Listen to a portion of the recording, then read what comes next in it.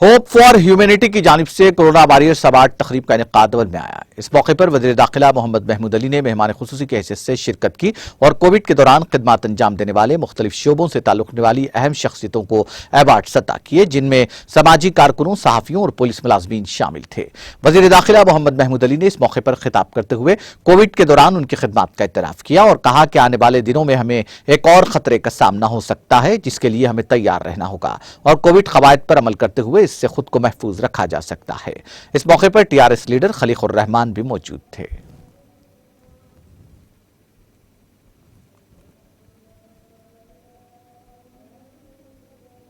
Police department కు చాలా award ఇచ్చిన మా పోలీస్ డిపార్ట్మెంట్ అంటే నాకు చాలా ప్రౌడ్ ఉంది.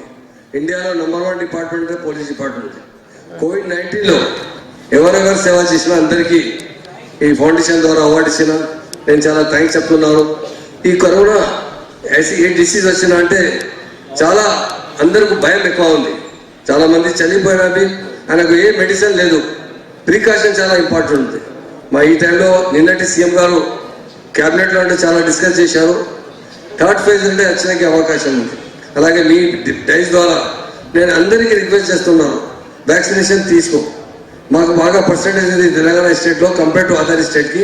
హైదరాబాద్ లో బాగా ఉంది, బట్ సెకండ్ డోస్ లో కొంచెం తక్కువ ఉంది.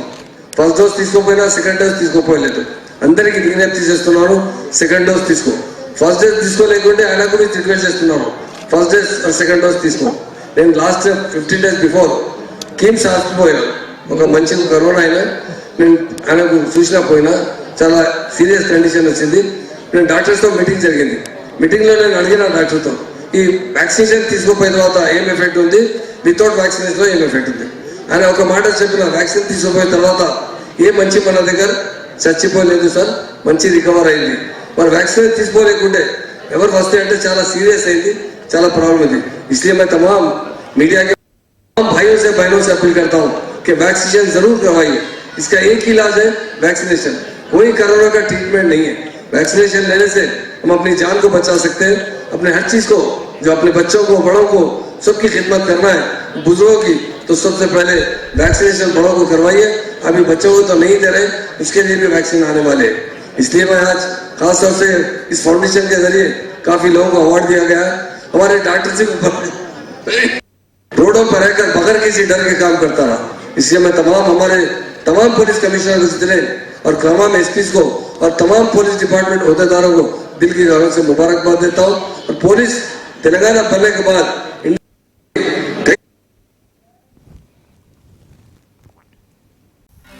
नाज़रीन, हमारे टीटीवी न्यूज़ को सब्सक्राइब करिए, बेल आइकॉन को प्रेस करिए, शेयर करिए और लाइक करना ना भूलें. और किसी एडवर्टाइजमेंट से मुताल्लिक जानकारी के लिए हमारे इस नंबर पर कांटेक्ट कीजिए.